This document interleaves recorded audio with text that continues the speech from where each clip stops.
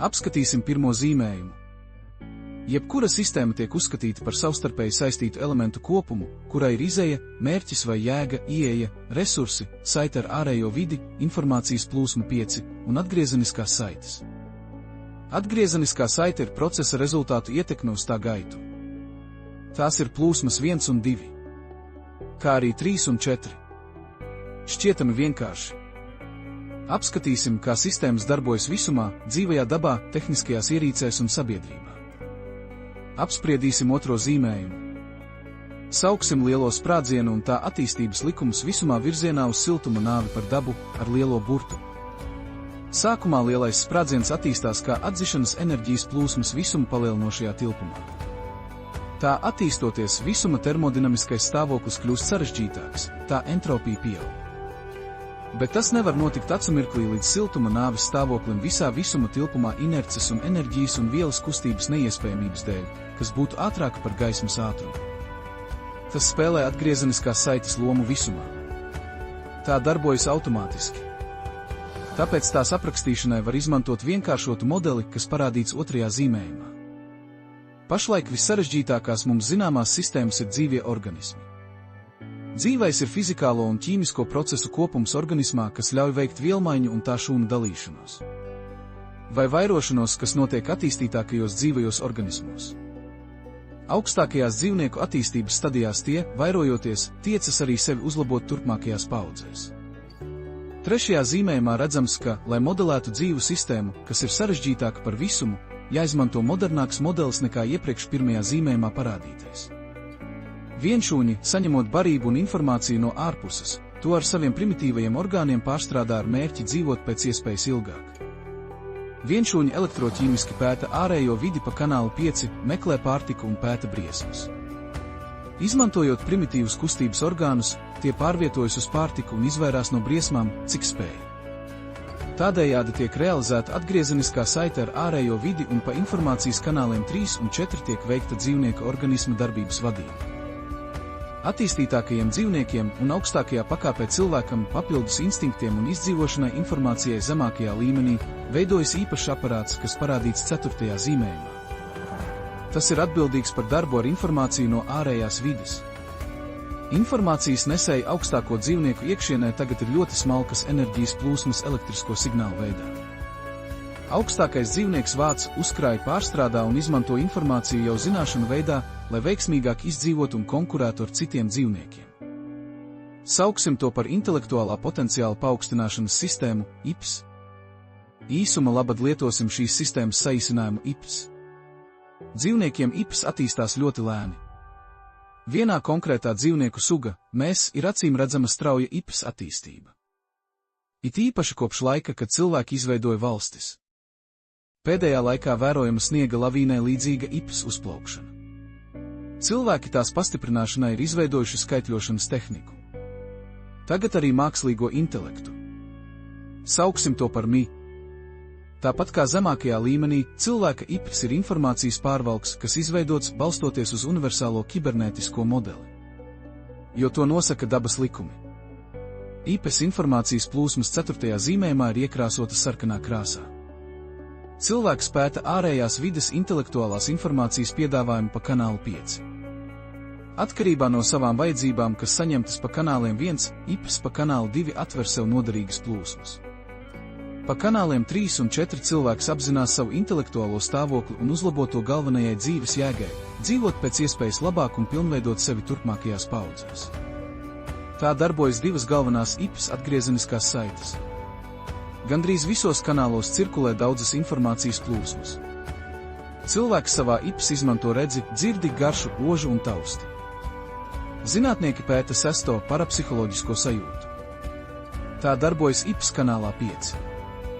Nākotnē šī zemapziņas sajūta tiks izmantota aktīvāk. Ja runājam vienkārši, tad par cilvēka IPS vispirms rūpējas vecāki. Tad viņš nonāk sabiedrības izglītības sistēmā. Sākot ar bērnu dārzu. Tas turpinās skolā, augstskolā, maģistratūrā, doktorantūrā, regulāros kvalifikācijas celšanas kursos, semināros, zinātniskās konferencēs un izstādēs. Sabiedrisku cilvēku visu laiku ieskauj kultūras vide. Viņš apmeklē kino, teātrus, izstādes, interešu pulciņus. Ļoti daudz jaunas informācijas cilvēks saņem, ceļojot pa savu valsti un ārzemēs. Intelektuālās informācijas nevar būt pārāk daudz. Īpaši gudri cilvēki pastāvīgi caur savu ipas sūknē jaunu informāciju. Pievērsiet uzmanību jaunas informācijas plūsmai pie sistēmas izejas, cilvēka dzīves jēgas. Tā ir jaunā informācija, ko cilvēks izgudro un nodod sabiedrībai. Ir pētījumi, kas liecina, ka izdevumi cilvēka sabiedrības ipas atmaksājas vairāk kārtīgi ar materiālajām labumiem, ko viņš saņem no sabiedrības. Turklāt ir zināms, ka jo lielāks intelektuālās informācijas apjoms cilvēks caur sevi izlaiž, jo ilgāk viņš dzīvo. Bet ir nepieciešams ne tikai saņemt intelektuālo informāciju, bet arī ražot pēc iespējas vairāk savas jaunas informācijas. Un atdot to ārējai videi. Pretējā gadījumā iestājas ipas siltuma nāve, un fiziskā dzīve cilvēkam beidzas ātrāk. Likumīgi, ka skolotāji, zinātnieki un kultūras darbinieki visos laikos ir dzīvojuši ilgāk nekā vidējā dzīves ilgums bijis un ir arī tagad. Mēs izgudrojam dažādus mehānismus un ierīces, lai uzlabotu dzīvi, balstoties uz dabas likumiem. Tāpēc tāpat kā cilvēku uzbūvē, mūsu radītajās tehniskajās sistēmās ir ieeja, izeja, atgriezeniskās saites un inženieru iestatīta programma strādāt pēc iespējas ilgāk. Atgriezeniskās saites ir ierīkotas, lai automātiski uzturētu līdzsvaru stāvokli un ilgāku mašīnu darbspēju. Vidusskolas fizikā mūs iepazīstināja ar vata regulātoru. Pirmajās tvaika mašīnās tas bija sistēmas galvenā ierīce. No tā bija atkarīga tvaika mašīnas produktivitāte un darba drošība. Dabiski, ka pirmajiem ar tvaiku strādājošajām automobiļiem obligāti bija vata regulātori. Vēlāk, kad tika izgudroti iekšdedzes un reaktīvie dzinēji, arī automobiļos, lidmašīnās un raķetēs ir regulātori, kas atkarībā no slodzes un uzstādītā uzdevuma veic atgriezenisko saiti, kas bija parādīta pirmajā zīmējumā.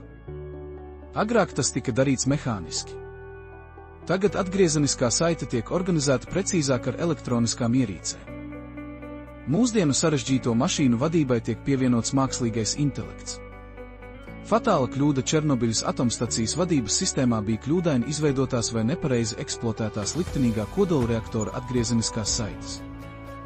Man paveicās diplomdarbā projektēt kopēšanas frēzmašīnas automatizēto vadības sistēmu. No tehniskā viedokļa tā ir diezgan vienkārša mašīna.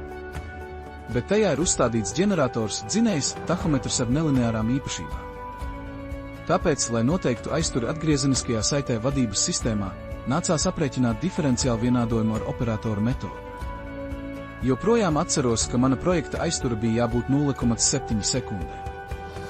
Tieši uz tehniskām ierīcēm laboratorijās var redzēt darbību, un bez sāpēm eksperimentēt ar atgriezeniskajām saitēm. Zīmējumā redzami dažādi scenāriji dažādu atgriezenisko saišu iestatīšanai, piemēram, kopēšanas frēzmašīnā. Optimāla atgriezeniskā saite pēc mašīnas palaišanas minimālā laikā sasniegs optimālos frēzes apgriezienus un parādīs mašīnas maksimālo produktivitāti. Kad frēzes ceļā saskarsies ar padziļinājumiem vai paaugstinājumiem, vadības sistēma automātiski samazinās frēzes apgriezienus un palielinās tos vieglākajos posmos. Dažreiz īpašos gadījumos, ko mēs šajā vienkāršajā sistēmiskā pieejas izklāstā neapskatīsim, tiek ierīkotas pozitīvas atgriezeniskās saites. Kopēšanas frēzmašīnas piemērā ar pozitīvu atgriezenisko saites slodzes palielināšanās gadījumā regulators palielina frēzes padevi un apgriezienus. Nav grūti uzminēt, ka tas drīz novedīs pie mašīnas bojājuma. Piemēram, nevadāma kodolsprādziena ķēdes reakcijai ir pozitīva atgriezeniskā saite. Cilvēku ar stingru atgriezenisko saiti uzvedībā sauc par holeriķi. Cilvēku ar pārāk mīkstu atgriezenisko saiti uzvedībā sauc par flegmātiķi. Un varbūt arī par melanholiķi. Sangviniķim ir optimālas atgriezeniskās saites ar ārējo vidi un pašu sevi. Šādi cilvēki ir visefektīvākie savā dzīvē. Kad cilvēkam ķermeņa temperatūras regulācijas atgriezeniskā saite pasliktinās un kļūst pozitīva, viņš steidzami jāārstē.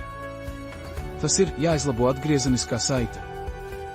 Valsts ir ekonomisko, politisko un garīgo attiecību kopums starp cilvēkiem ar jēgu iekārtot valsti tā, lai sabiedrības locekļi dzīvotu pēc iespējas labāk un pilnveidotos nākamajās paudzēs.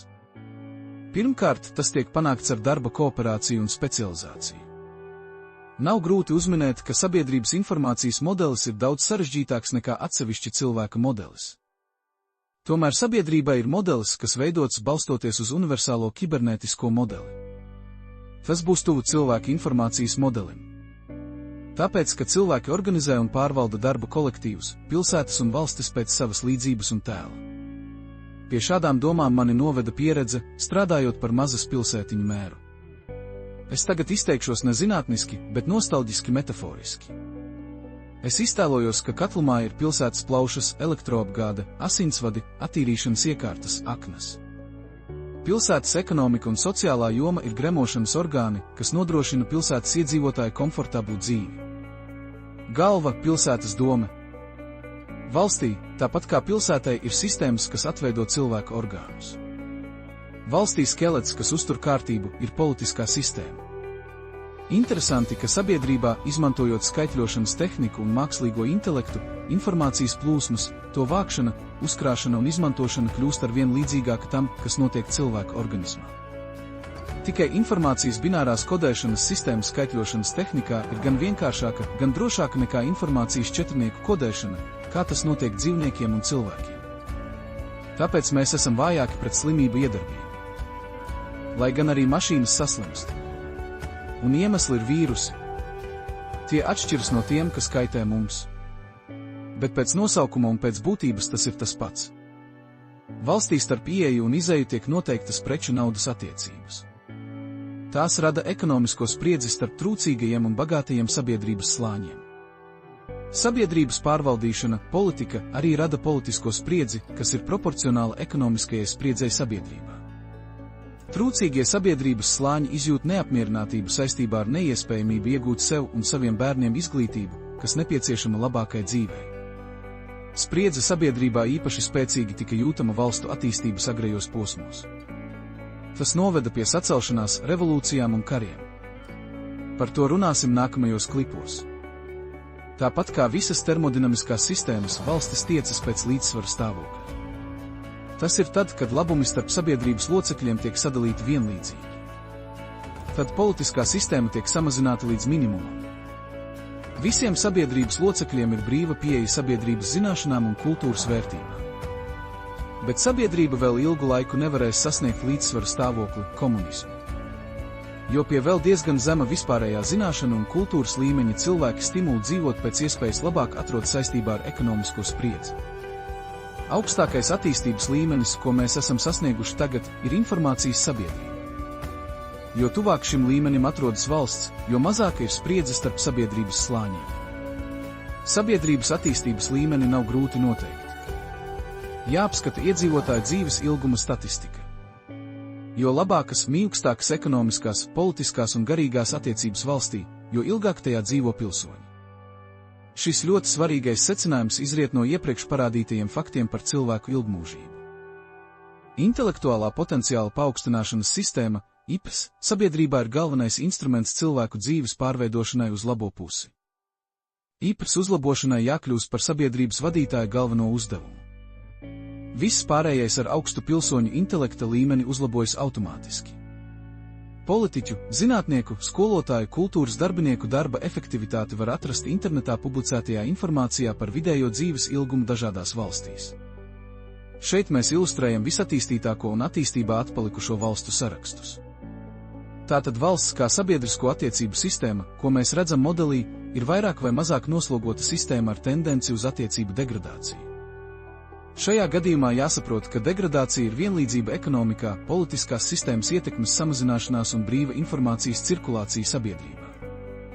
Tas ir tieši tas, kas nepieciešams cilvēku labākai dzīvei. Pārbaudiet savas valsts attīstības līmeni. Piedaloties intelektuālā potenciāla paaugstināšanas sistēmā, jūs varat visefektīvāk uzlabot savas sabiedrības stāvokli, savas ģimenes, darba kolektīvu, pilsētas un valsts attīstības līmeni.